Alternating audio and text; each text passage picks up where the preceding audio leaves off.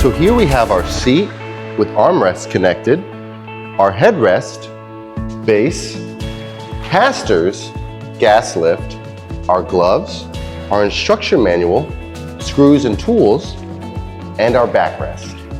So first, we'll be attaching our casters to our base.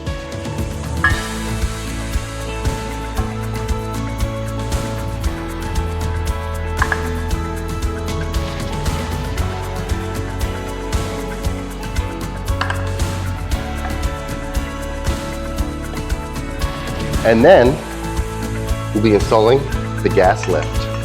Next, we'll be attaching the seat to the gas lift and base. Next, we're going to attach the backrest to the seat. Now we will attach the backrest to the seat. Make sure you screw in the proper order. 1, 2, 3, and 4. And now, for our last step, we will attach the headrest to the backrest.